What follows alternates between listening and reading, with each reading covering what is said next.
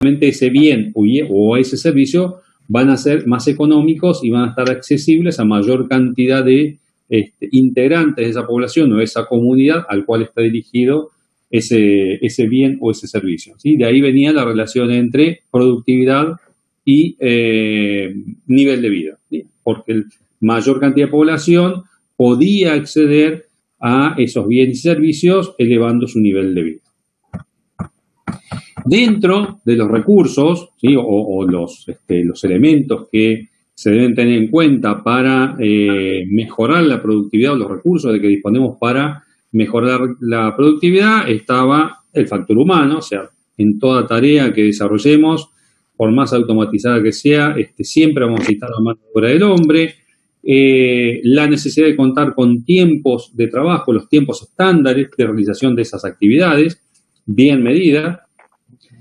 Vamos a también, o va a depender esa productividad, la efectividad de los costos en los medios de producción que dispongamos para poder desarrollar esa actividad, cómo está organizado el trabajo, los insumos, ¿sí? o materias primas que debamos utilizar para generación de ese bien o ese servicio, el clima organizacional, la situación, diseño de producto y medio ambiente también externo a la organización que va a afectar el funcionamiento y puede afectar en forma positiva o negativa la productividad de la generación de esos bienes o servicios. Eso en forma general. Un esquema que simplifica un poco todo lo que vimos hablando es que en general la productividad va a depender del uso que hagamos, del buen uso que hagamos de esos recursos. Y la gente del OIT identifica cuatro áreas en los recursos de que dispone cualquier organización para la generación de esos bienes o servicios. Los divide en terrenos y edificios, materiales, instalaciones, máquinas y equipos y servicio del hombre, ¿sí? Terrenos o edificios serán la infraestructura de que dispone esa organización para poder desarrollar esa actividad y generar ese bien o servicio que ofrece a la comunidad. Los materiales que utilizan, ahí estarían incluidos las materias primas, las instalaciones, maquinarias, energía, ¿sí? Eléctrica, de gas, térmica, vapor, lo que sea, que tenga que utilizar para poder desarrollar su actividad y por supuesto, siempre la mano de obra del hombre. ¿Y quién es el que organiza, ¿sí? o dispone de cómo hacer las actividades y cómo utilizar en forma efectiva cada uno de esos recursos? La dirección de la empresa. Por eso, el principal responsable siempre de obtener buenos resultados en lo que es la efectividad del uso de estos recursos recae siempre en la dirección. ¿Sí? Mayormente en la dirección.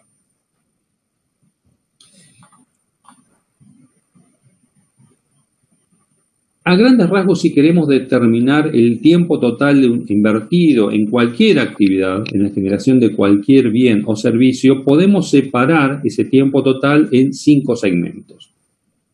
El primero de ellos es el contenido básico de trabajo, ¿sí? Este pequeño segmento negro, ¿sí? Este es el tiempo ideal, el mínimo irreductible, ¿sí? Sería el tiempo ideal en el cual yo puedo desarrollar esa actividad y en donde obtengo la efectividad o la productividad del 100%. ¿Sí? Esas serían cuestiones ideales. Casi nunca es posible alcanzar ese tiempo ideal, ¿sí? El contenido básico de trabajo. ¿Por qué? Porque siempre aparecen ineficiencias. Y ahora vamos a ver en cada uno de los 4 segmentos restantes cuáles son ese contenido de ineficiencia, ¿sí? o que me hace reducir la efectividad o la productividad de la generación de ese bien o servicio.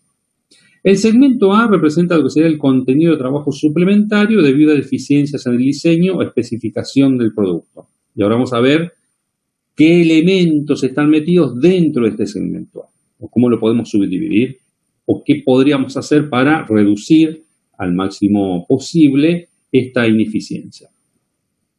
El segmento B lo que contiene serían los trabajos suplementarios o tiempos suplementarios, ¿sí? debido a métodos ineficientes para el desarrollo de la actividad de producción para generación de ese bien o ese servicio. Los primeros 3 segmentos nosotros los agrupamos y decimos que es el contenido de trabajo total. A eso se sumarían otros segmentos llamados tiempo improductivo total, en donde aparece el tiempo improductivo imputable a la dirección y el tiempo improductivo imputable al trabajador o la mano de obra de que disponemos para realizar esa actividad. La sumatoria de todos esos segmentos me da lo que sería el tiempo total de la operación, ¿sí? En las condiciones en que actualmente se desarrolla esa actividad. Entonces, el primer segmento sería el segmento de contenido básico de trabajo, sería el tiempo ideal, el tiempo en el cual yo debería hacer la actividad y es el mínimo donde yo no lo puedo reducir, ¿sí? Porque es el tiempo mínimo que me lleva a realizar esa actividad. A eso se le deben sumar las ineficiencias. La primera ineficiencia, habíamos visto, era el contenido de trabajo suplementario debido a deficiencias en el diseño o especificación del producto. A ver, dentro de este segmento, ¿qué cae? Por ejemplo, el mal diseño del producto, que hace que, por ejemplo, por el mal diseño de ese producto, no me permita utilizar los métodos de trabajos más avanzados o más eficientes. Falta de normalización. No traje ahora un ejemplo que siempre lo hacemos cuando estamos en clases presenciales. ¿Vieron, por ejemplo, el tema de las botellas estas plásticas de gaseosas o aguas, lo que sea? Ustedes tienen diferentes volúmenes, ¿sí? Generalmente esas botellas se fabrican en máquinas que se llaman sopladoras, ¿sí? Son máquinas que tienen un molde, ¿sí? De acero, son de 2 partes, se cierra, en el interior queda lo que sería un pequeño molde o el molde externo de lo que sería toda la botella, pero en el interior queda un trozo de plástico con casi la forma de la botella, se calienta y por una boquilla se sopla, ¿sí? Se le aplica aire a presión y hace que ese PVC se expanda y tome la forma de la matriz que la está conteniendo, ¿sí? Por eso se llaman máquinas sopladoras. Dependiendo del tipo de molde, van a obtener botellas de diferentes características. Diferente, por ejemplo, volumen, ¿sí? Tamaño y volumen de líquido que puede contener. En general, vieron que los diferentes productos que se venden envasados tienen diferentes diseños de botellas. Pero una de las cosas que no cambian, si prestan atención, es la boquilla, ¿sí? Y el tamaño de la rosca, ¿sí? No sé si tomaron en cuenta, todas las botellas, la de 250 centímetros cúbicos, la de 500, la de 1500, la de 2250, la de 3000 litros, la de 3000 centímetros cúbicos, tienen la misma boca, con la misma rosca, ¿sí? Eso hace que yo tenga que utilizar una tapa de la misma característica.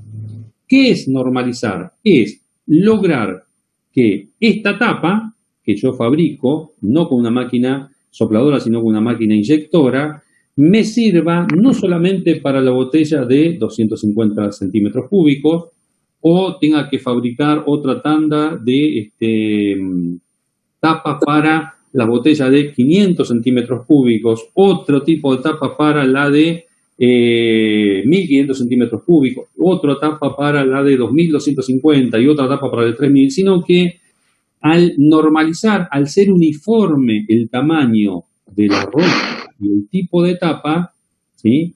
Voy a tener que fabricar una mayor cantidad de tapas, ¿sí? Una tanda o las tandas que sean necesarias, pero para el total de botellas, el total de botellas de 250, el total de botellas de 500, de 1500, 2250 centímetros cúbicos o 3000 centímetros cúbicos.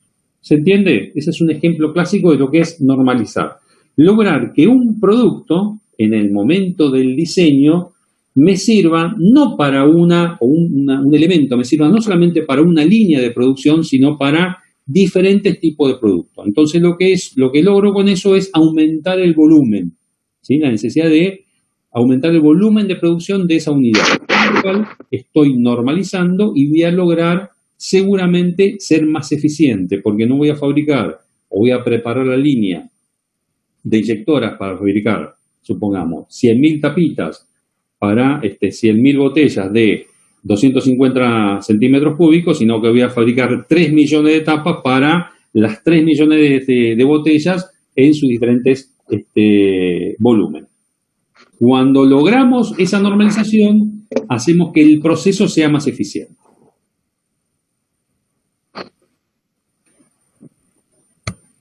Normas de calidad errónea. Volviendo al mismo ejemplo de la botella plástica y la tapa. Cuando se fabrica, ¿sí?, el tipo que tiene que fabricar tanto las tapas en las máquinas inyectoras de plástico como en la botella en sí, en una máquina sopladora de plástico, esas se fabrican a partir de o la inyección del plástico en estado líquido dentro de una matriz de acero que tiene la forma de la botella, que tiene la forma de la tapa, ¿sí?, o dentro de otra matriz que tiene la forma de la botella en sí, que va a fabricarse por el método de soplado. Al fabricar esas matrices, el tipo que las fabrica tiene que tener cierto cuidado con respecto a las medidas que tienen que respetar para que el producto que se salga de esa matriz sea el adecuado y, por ejemplo, la tapa encastre bien en el pico de la botella. Errores la norma de calidad errónea, el concepto de normas de calidad errónea se refiere a que muchas veces uno, por pecar de exceso de calidad, está solicitando, no sé, que el pico de la botella sea de un, no sé, diámetro 15 milímetros más o menos una centésima, por decir un número, ¿sí? Y la matriz que me está fabricando, o que estoy utilizando para fabricar las tapas, sea de diámetro interno 15 milímetros más o menos una centésima. Y en realidad, si fuera más o menos una centésima o más o menos 10 centésimas, ¿sí?, de variación en la medida, la acción de tapar, ¿sí?, la acción de encastrar la tapa sobre el pico de la botella y el efecto del sellado va a ser el mismo, ¿sí? Entonces, a lo que se refiere en este punto, el A3 de norma de calidad errónea, es que a veces uno, por desconocimiento o porque desea una calidad extrema, no tiene asociado, no tiene evaluado que aumentar la solicitud de calidad, ¿sí?, la precisión de ese producto que yo que estoy generando, va asociado también al aumento de costo al pedir una precisión mayor a la que realmente es necesaria, ¿sí? Entonces, uno cuando diseña un producto y cuando especifica las características de las medidas o el tipo de materiales que se pueden utilizar para la generación de ese bien, por ejemplo, la botella, tiene que tener en cuenta cuál puede ser la variabilidad en cuanto a las medidas o el tipo de producto de materia prima que se puede utilizar para lograr que el material cumpla con la finalidad para la cual yo lo estoy fabricando, ¿sí?, y no peque en exceso en cuanto a la solicitud de las características de esa medida o ese material. Un ejemplo clásico hoy es que muchas empresas usan reciclado de plástico. No sé, ¿hasta ahí me entendieron?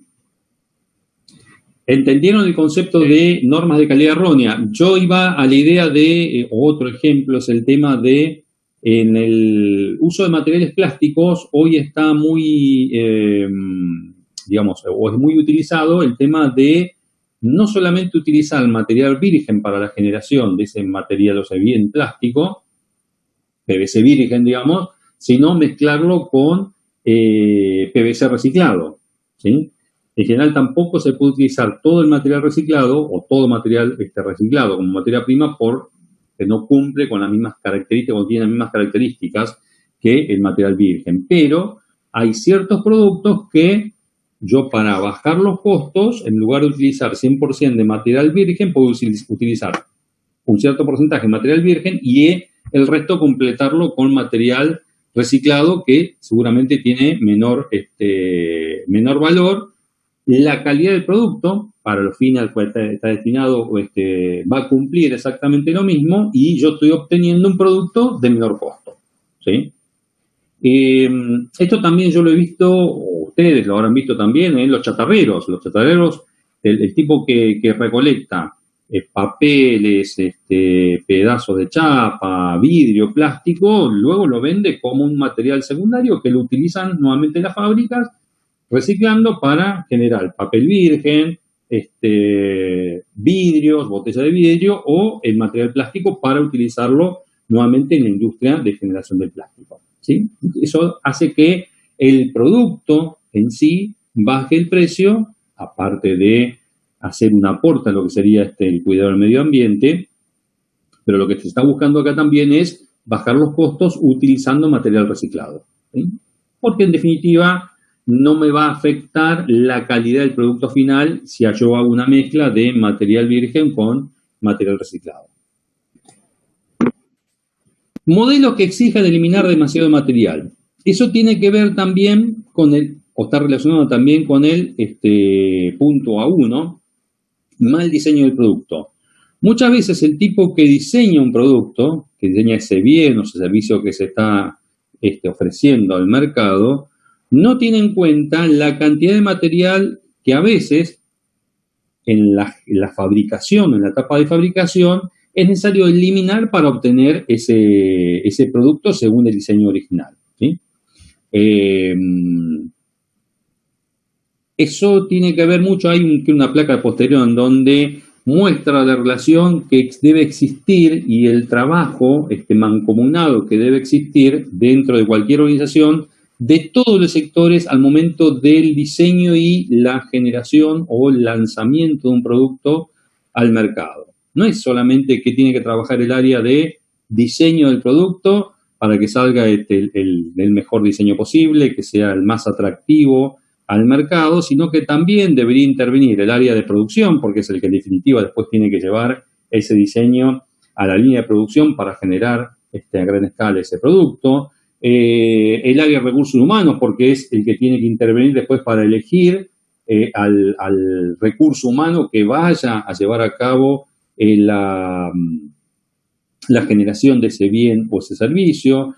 El sector de mantenimiento, porque es el que va a tener que diseñar los métodos de mantenimiento más eficientes para mantener esas máquinas que van a estar destinadas a la producción de ese bien. Digamos, todas las áreas de cualquier organización intervienen en más o menos mayor grado en lo que son los costos de generación de ese bien o servicio. Entonces, si en el momento del diseño no se tiene en cuenta estas características, que el diseño puede ser el mejor del mercado, pero implica que yo, por ejemplo, tengo que cambiar todo el sistema de máquinas que tengo hoy existente, o el sistema productivo que hoy tengo existente en mi organización, la tengo que cambiar porque no se adecúa a este nuevo diseño, eso me genera costos, ¿sí? Por eso el tema de tener en cuenta cada uno de estos puntos al momento de hacer el diseño del producto y antes de ponerlo en la práctica, porque seguramente una vez que lo pongo en la práctica y tengo que hacer algún cambio, los costos de producir esos cambios van a ser superiores al que yo podría estar haciendo, o el costo que implicaría hacerlo en el momento que yo estoy diseñando ese producto. Esto sería la primera parte, ¿sí? Los contenidos de trabajo adicionales, traducidos en tiempos de trabajos adicionales, traducidos en pesos, ¿sí? y reducción o aumento en ineficiencia, debido a deficiencias en la etapa de diseño del producto. Después aparece una segunda etapa que es contenido de trabajo suplementario debido a métodos ineficaces de producción. ¿Y ahí a qué están asociados? Uso de maquinaria inadecuada, ¿sí? No sé, yo la semana pasada les decía, En la etapa de mecanizado, hoy muchas de las industrias, las metalurgias que tienen que hacer, por ejemplo, maquinado de piezas, torneo de piezas, la gran mayoría ya ha dejado de utilizar los tornos, estos paralelos, los viejos manuales, y utilizan tornos de control numérico computarizados. ¿Qué logran con esto? Y bajar los costos, porque ya se hace automático o semiautomático varias de las etapas de mecanizado y aumenta la calidad del producto, ¿sí? Dependiendo también las características del torno del CNC, del torno de control numérico. Pero a veces cuando no se utiliza la maquinaria más avanzada o la maquinaria no es la más adecuada para esa actividad, aumentan las ineficiencias y los costos de generación de ese bien o ese servicio. Proceso mal ejecutado o ejecutado en malas condiciones. Qué sé yo, al momento del diseño de línea de producción, no se tiene en cuenta, por decir un ejemplo cualquiera, hay una etapa de pintura y previo a la etapa de pintura de ese elemento, hay una etapa de pulido de la superficie o preparación de la superficie de ese material que tengo que pintar. Resulta que en la etapa de pulido lo que se genera, se imaginen ustedes, se genera mucho polvillo. Y resulta que en la etapa de pulido, el sector de pulido está junto al sector de pintura. ¿Qué va a hacer? Que el material particulado que esté en el aire, ¿sí? Si no está bien aislado, va a pasar a la etapa de pintura y va a quedar o va a afectar la calidad del proceso de pintura. Eso sería un proceso mal ejecutado, ¿sí? O la persona que está haciendo la actividad no está capacitada para hacer la tarea, por lo cual seguramente la va a hacer con ineficiencia, con errores o generando desechos. Eso son todos costos. Uso de herramientas inadecuadas. La persona no tiene o no se le ha provisto de las herramientas adecuadas para realizar la actividad. Vieron el dicho de acá en Argentina, todos los argentinos lo arreglamos con alambre, las cosas. A veces cuando no se invierte en las maquinarias de mantenimiento o no se invierte en horas de capacitación del personal para que sepa cómo hacer las tareas de mantenimiento en forma adecuada, luego se paga con obra de ineficiencia en la línea de producción, ¿sí? Porque se paga cada tanto por esa falta de mantenimiento. Mala disposición de los puestos de trabajo, lo que origina que la persona tenga que hacer, o los procesos que están concatenados queden muy alejados, el transporte entre estaciones de trabajo sean muy elevadas, los costos de transporte se eleven y hace que se eleve, en definitiva, todo el costo de la generación de ese bien o ese servicio. Y por último están los malos métodos de trabajo de los operarios. Nadie se puso a analizar cuál es la mejor forma de llevar a cabo la actividad o la serie de actividades para obtener ese producto de la mejor manera.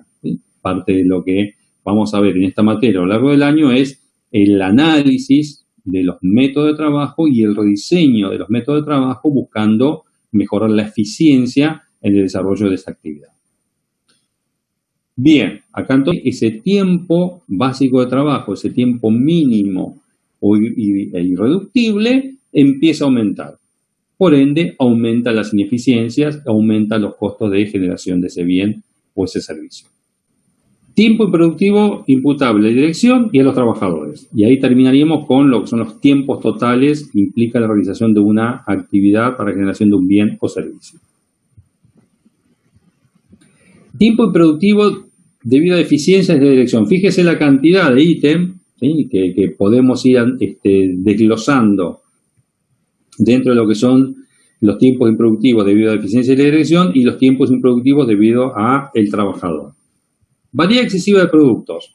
Cuando la empresa no tiene definido cuál es el producto sobre el cual se quiere especializar y quiere abarcar mayor mercado, entonces voy a ofrecer diferentes productos. El tema es que para ofrecer diferentes productos tengo que tener o diferentes líneas de producción, o tengo que estar haciendo cambios en forma permanente en los métodos de producción y la maquinaria que utilizo para poder generar esa variedad de productos. ¿Sí? No me especializo, por lo cual entonces voy a trabajar con bajos volúmenes de producción. Al trabajar con bajos volúmenes de producción, los costos de generar esas unidades va a ser mayor que cuando trabajo con mayor volumen, cuando tiendo a la normalización. Falta de normalización sería el segundo ítem, ¿sí? Y son también todo ítem relacionados o ineficiencias relacionadas con la falta de definición de la dirección de cualquier organización. Cambios en el diseño que hacen que esos cambios permanentes en el diseño hace que tengan que cambiar los métodos de trabajo, que tengan que cambiar la capacitación o las necesidades de capacitación de la gente para poder aprender y desarrollar en forma eficiente la nueva actividad de acuerdo al nuevo diseño del producto que estoy tratando de ofrecer al mercado. Mala planificación del trabajo y los pedidos, que hace que, por ejemplo, yo me comprometa con el cliente, te entrego 1000 unidades, pero resulta que no tuve la previsión de que necesito tanta cantidad de mano de obra y tanta cantidad de materia prima para poder generar, en este tiempo que yo me comprometo con el cliente, esas unidades, ¿sí? Cuando hay una mala planificación, aparecen esos problemas. Falta de materias primas por falta de planificación, averías en las instalaciones por falta de mantenimiento, por mal uso. Trabajar con instalaciones en mal estado, ¿sí? Tal que tengo una herramienta, el tipo que estaba utilizando ese cúter.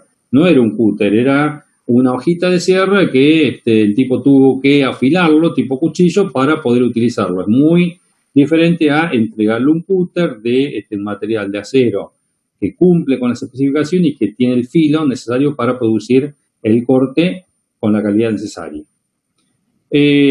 Malas condiciones de trabajo, las condiciones de trabajo de la foto en donde aparecía en ese taller medio en penumbras es totalmente diferente al otro taller en donde el tipo tenía buena iluminación, buenas máquinas, se veía ordenado, limpio, ¿sí? Y la producción de accidentes, imputable dirección. ¿Por qué? Porque el tipo, la dirección no le dio a los trabajadores la capacitación necesaria para el uso de las máquinas y los riesgos asociados al uso de esas máquinas, no le dio los elementos de protección personal, la máquina no tenía las protecciones físicas, mecánicas, eléctricas, lo que sea, necesarias para evitar accidentes. Todo eso hace que se encarezca la generación del producto. Y por el otro lado, hay tiempos improductivos, ¿sí? E ineficiencias introducidas por el trabajador, pero que son las menos. Ausencias y retrasos y ociosidad, cuando el trabajador no cumple las horas para el cual se le está pagando para hacer la actividad, entra más tarde o se retira más temprano de su puesto de trabajo, o durante las horas de trabajo, en lugar de estar haciendo la actividad, sale a caminar o no hace nada. Todo eso hace que la cantidad de unidades que debería sacar en condiciones normales se vea reducida por el mal trabajo, ¿sí? O la falta de dedicación que le está generando ese trabajador. Mala ejecución del trabajo por parte del trabajador, imputable al trabajador, no a la empresa. Yo te doy las herramientas, te doy la capacitación, tener los elementos básicos para hacer bien la tarea, pero resulta que la haces mal y eso genera desecho, ¿sí? Costos. Y accidentes, enfermedades profesionales imputables al trabajador. Yo te di los elementos de protección personal, te dije cómo utilizar la máquina, resulta que vos cuando fuiste a utilizarlo le sacaste la protección y sufriste un accidente, no sé. El uso de una moladora. Es una máquina que, no sé, habrán visto, tiene discos que giran a muy alta velocidad, cerca de los 10.000 revoluciones por minuto, dependiendo del diámetro de la máquina y para qué está diseñada. Y esa máquina tiene protección y tiene modos de utilizar en forma correcta. Muchas veces los tipos, para facilitar el corte porque les molesta, sacan las protecciones, ¿sí? Y cuando están haciendo el corte, no sé, por ahí lo ven en la calle, lo utilizan para hacer el corte de mosaicos o cerámicos. Fuerzan mal ese disco y resulta que se parte. Imagínense un disco girando a 10.000 revoluciones por minuto, cómo puede salir cualquier partícula que salga despedida. ¿Sí? La protección lo que hace es estar en dirección al cuerpo del hombre. Si sale cualquier por rotura del disco, lo que sea, cualquier partícula despedida, va a proteger esa protección mecánica y evitar que esa partícula impacte contra el cuerpo del hombre. Si se la saca, está aumentando el riesgo de que ante ese accidente, esa rotura accidental de ese disco, parte de eso penetre o termine impactando sobre el hombre. O, aún con la protección, la persona tiene que estar utilizando un anteojo de seguridad. ¿Por qué? Porque en la tarea de abrasión o de corte se están produciendo partículas que salen despedidas a muy alta velocidad y muy alta temperatura. ¿Sí? Si yo, por tener la desgracia, que una de esas partículas impacta en la cara o en los ojos, me va a producir un daño que puede ser grave. Todo eso son pérdidas de tiempo y costos adicionales, en este caso no imputables a la empresa, si es que la empresa cumplió con todas las medidas mínimas de seguridad, sino imputables al trabajador. Todo eso hace que aumente el costo de la generación de ese bien o ese servicio. Por eso es importante también cuando se hace el desarrollo de cualquier actividad que haya los responsables o un área de seguridad y higiene que atienda todo lo que son las tareas de cómo se realiza esa actividad, viendo de reducir al máximo la posibilidad de que la generación de esa actividad no vaya a generar un accidente o una enfermedad profesional, o sea, una alteración de la salud del trabajador producto de los riesgos presentes en ese ambiente de trabajo. Mantenimiento, ¿sí? Uno de los elementos que hacen que se mejore los costos es tener un sistema de mantenimiento adecuado de las instalaciones, las maquinarias e instalaciones en general. Esto es a modo informativo, ¿sí? En general, ustedes dentro de lo que es mantenimiento de cualquier industria pueden observar que existen 3 tipos de mantenimiento. El mantenimiento preventivo, predictivo y correctivo. ¿Sí? El preventivo es cuando yo, no sé, en mi vehículo, todos tienen un auto, una moto, lo que sea, o la mayoría de ustedes, dicen, bueno, mira, cada 10.000 kilómetros tengo que hacer el cambio de aceite y filtro de aceite.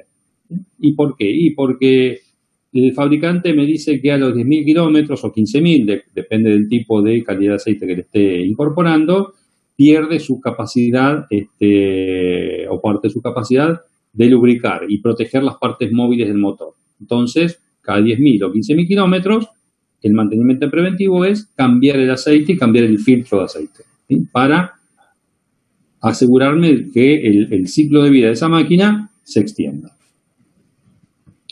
Puede ser periódico, programado, ¿sí? Inspecciones de rutina, lubricación y aseo, o programado, ya paradas anuales, reparación programada. Eso depende del tipo de industria, el tipo de fábrica y cómo programe de acuerdo al uso que haga de sus máquinas. Hay otro tipo de mantenimiento que es el predictivo, en donde básicamente yo lo que hago es análisis. Por ejemplo, no digo que voy a cambiar el aceite cada 15.000 kilómetros, 10.000 kilómetros, sino que lo que hago es analizar periódicamente ese aceite o analizo las vibraciones de los rodamientos de las maquinarias para ir observando la degradación que se va produciendo sobre las características lubricantes de ese aceite o las vibraciones que pueden aparecer sobre o esos rodamientos. Cuando superan ciertos límites, bueno, digo, ahí sí voy a parar la máquina para cambiarle totalmente el aceite porque ya perdió todas las características lubricantes, la mayoría de las características lubricantes que yo deseo que mantenga ese aceite, o los niveles de vibraciones de ese rodamiento están superando ciertos límites y si yo lo dejo funcionar, en algún momento se me va a romper.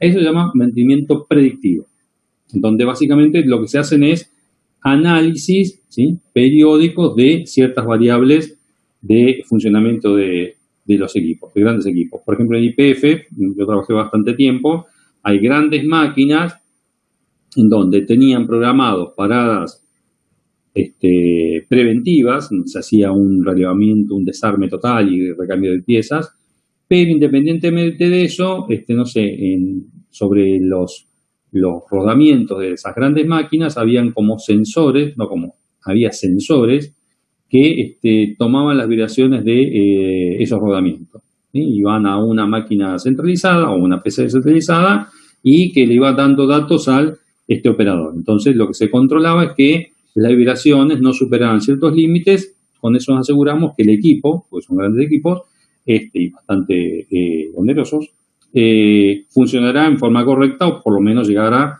hasta el tiempo en donde se tenía que hacer el mantenimiento, la parada total y mantenimiento integral de esa máquina. Y por otro lado está el mantenimiento correctivo, que básicamente acá es, dejamos que la máquina funcione hasta que se rompa. Cuando se rompa, estamos obligados a hacer la parada y ahí hacemos el mantenimiento, ¿sí? Esta es, a grandes rasgos, los sistemas de mantenimiento que hoy se manejan en las industrias. Lo ideal sería tener un sistema de mantenimiento preventivo-predictivo, ¿sí? No llegar al correctivo en donde no sé en qué momento se va a parar la máquina y qué tanto daño me puede hacer esa rotura.